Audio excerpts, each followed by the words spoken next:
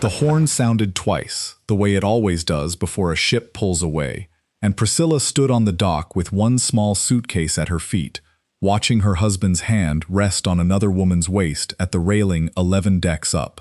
He hadn't even bothered to look back down.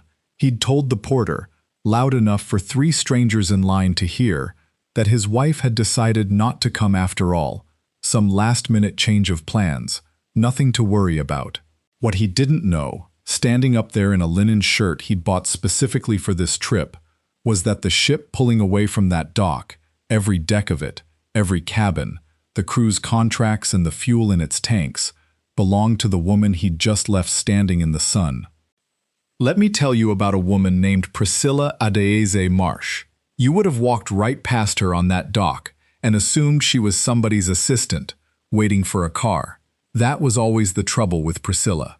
She traveled light, dressed plain, and let other people believe whatever story was easiest for them to believe. People looked at her and saw an ordinary woman who married a man with more ambition than money. They were wrong about nearly all of it. Hold on to that. We are going to come back to it. To understand how a woman watches her own ship sail away without her and does not so much as raise her voice, you have to go back, all the way back to a fishing dock at dawn and a father who worked the deckhand shifts nobody else wanted because the pay was worse but the hours let him be home for his daughter's supper. Before she was Mrs. Marsh, she was Priscilla Okafor, and the Okafors lived 2 streets back from a harbor that smelled like diesel and salt every single morning of her childhood. Her father, Ignatius, worked deckhand shifts on other men's boats for 30 years, hauling lines, scrubbing decks that would never once have his name on them, coming home each evening with hands too raw to hold a fork properly. He never captained a single vessel in his entire working life, not because he lacked the skill, because the men who owned the boats never once looked twice at a deckhand's application to captain's school. He'd take little Priscilla down to the harbor on Sunday mornings before the boats went out, and he'd point at the big cruise ships passing far out past the breakwater, white and enormous and impossibly clean against the gray water, and he'd tell her the same thing every time. You see that, baby girl. One day, somebody who looks like us is going to own one of those, not just clean the deck of one. Not because we're owed it, because we understand the sea better than the men who've never once gotten their hands wet on it. The week before he died, worn down by decades of hard labor his body never fully recovered from, he gave Priscilla a small brass compass, tarnished and slightly dented, that he'd found washed up on a beach when he was younger than she was now, and had carried in his coat pocket every working day since.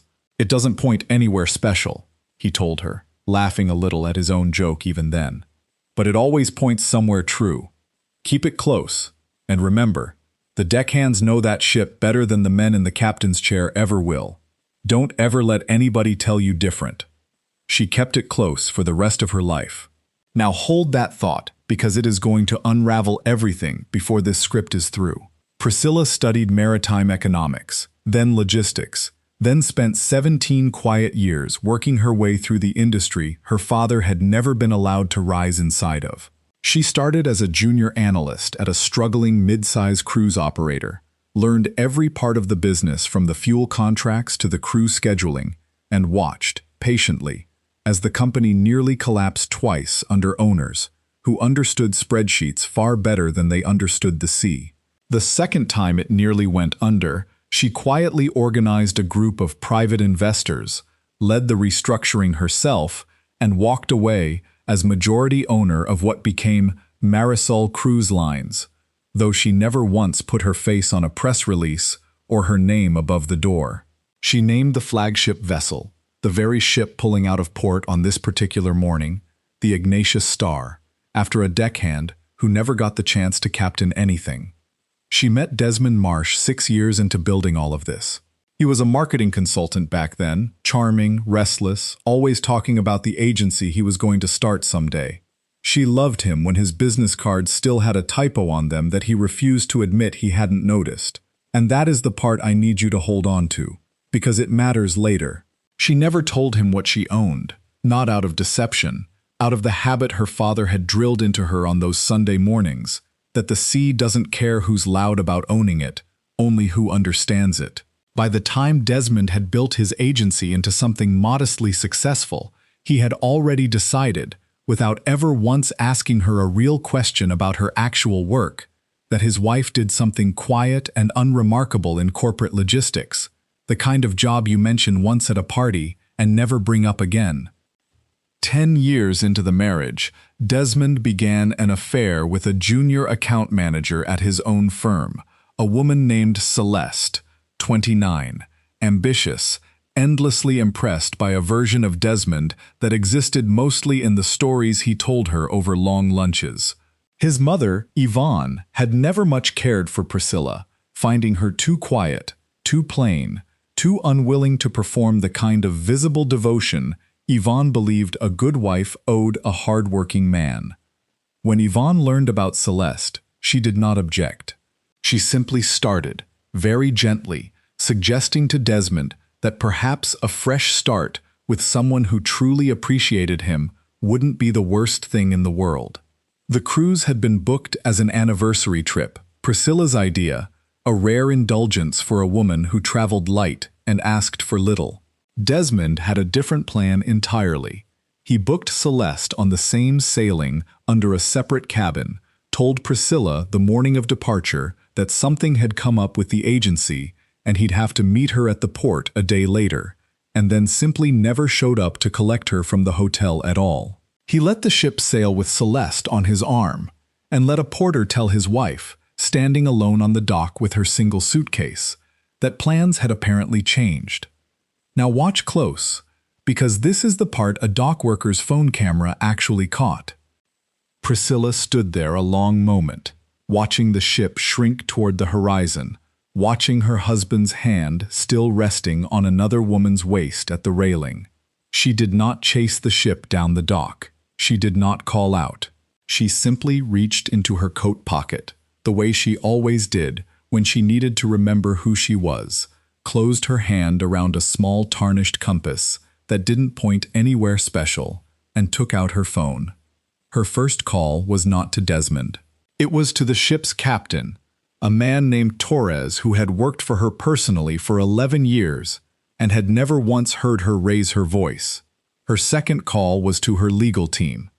Here is the thing the audience understands now that Desmond, in all his satisfied certainty, did not. While he stood at that railing feeling like a man who had cleverly slipped away for an unbothered week at sea, he was standing on the deck of a ship his wife had spent 17 years quietly rebuilding from near collapse, named after the father-in-law he had never once asked a single question about, sailing under a captain who answered to Priscilla personally and had, within the hour, informed her exactly which cabin number Celeste was registered under. The question hanging in the air was not whether Priscilla would let the ship sail. It already had. The question was, what would happen once it reached open water? She did not have the ship turned around. That was never her way, and it would have punished 4,000 paying passengers for one man's cruelty. Instead, she flew ahead, quietly, on a chartered plane, and was waiting on the dock at the very first port of call 2 days later, along with Captain Torres and the ship's staff captain, when the Ignatius Star pulled in.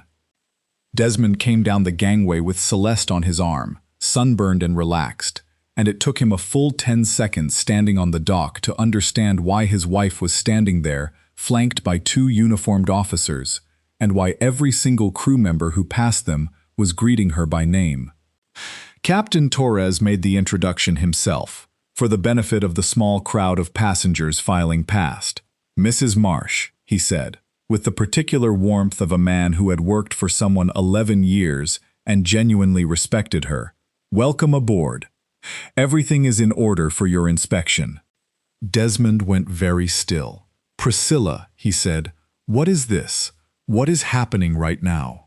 She turned and looked at him, and there was no fury in her face, only the same steady clarity her father had carried every dawn of his working life, hands raw, hauling lines on boats that never once bore his name. "You left me on that dock 2 days ago, to bring your girlfriend on a cruise instead, she said. I'm here now to answer that. This ship is mine, Desmond. This whole line is mine, and has been for years. It's named after my father, a deckhand who spent 30 years on other men's boats, and never once got the chance you just tried to take from me on my own vessel. You told a porter our plans had changed. Let me be very clear with you now, in front of the people who actually run this ship. I built the deck you were standing on when you put your hand on her waist. I just never once made you say thank you for the view. Celeste, standing beside him in a sundress bought for a vacation she had not understood the true stakes of, went pale and took one visible step back, as if putting distance between herself and Desmond might somehow undo the last 2 days. Yvonne, informed by an anxious phone call from Desmond an hour later, went very quiet on the other end of the line, the gentle encouragement she'd offered about fresh starts, curdling fast into something closer to panic. Desmond opened his mouth, and nothing came out. The king, with no kingdom, standing on a dock in front of a ship he'd sailed on for 2 days believing it was simply a boat, never once understanding whose ocean he was floating on. Now the narrator has to tell you what balance looks like when it finally comes back around. It does not arrive loud. It arrives slow, and it arrives total. Start with Desmond. He had built his whole sense of himself on being the kind of man who could slip away unbothered, take what he wanted, and let consequences sort themselves out behind him, the way they always seem to. That illusion had cost him nothing to believe for years because his wife had never once made him look down and see the water he was actually floating in. The moment he did, he understood the vacation was over in every sense that mattered. Priscilla had him and Celeste both escorted off the ship at the next port, tickets refunded in full to the company, at her own personal expense, because she was not in the habit of making 4,000 other passengers pay for her husband's decisions. The divorce filing was already moving before the plane carrying him home had finished boarding. Then there was Celeste. Celeste had spent months believing she was the clever, modern alternative to a dull, overlooked wife, certain that Desmond's stories about his unremarkable spouse painted the full picture. When the truth came out on that dock, when the crew's easy familiarity with Priscilla made it unmistakably clear exactly whose company she'd been vacationing at the expense of, the humiliation was hers alone to carry home. Desmond's agency lost its largest client within the month, a logistics firm that, it turned out, had been quietly steered his way years earlier by a wife who no longer had any reason to keep steering business toward a man who'd left her on a dock. And Yvonne. Yvonne had spent years believing that a quiet, unassuming daughter-in-law was a lesser prize than a younger, more visibly adoring one, and had gently encouraged her son right toward the edge of a cliff he hadn't known was there. She learned, in a single anxious phone call from a foreign port, that the daughter-in-law she'd dismissed for a decade owned considerably more than the modest logistics job she'd always pictured. Priscilla did not cut her out of family gatherings entirely. That was never her way. She simply stopped extending the small, quiet generosities Yvonne had never noticed in the first place, the covered holiday flights, the anniversary dinners paid for without comment, and let the silence where those generosities used to be do the explaining for her. A quiet woman is not a weak woman. Remember that. Remember it every time the world looks at a single suitcase on an empty dock and decides there's nothing worth knowing standing beside it. Desmond called her, weeks later, from a hotel he was paying for himself for the first time in years, and asked why she never told him. She was quiet a long moment before she answered. "I told you everything that mattered," she said. "I told you I loved the sea. I told you I wanted a life built near water. You just never once asked me a real question about how close to it I actually stood. You assumed the answer already, and you were wrong about nearly all of it." He didn't have an answer for that. There wasn't one. Priscilla finished that anniversary cruise on her own terms. In the end, a week later, alone, standing at the railing of the Ignatius Star as the sun came down over open water, her father's compass in her coat pocket, not pointing anywhere special, the way it never had, and pointing, somehow, exactly where she needed it to. If this story reminded you that the person left standing on the dock is sometimes the one who owns the whole ship, type "she owns the water" in the comments so she hears you. Share this with the one person who needs to remember their worth was never something someone else got to sail away from.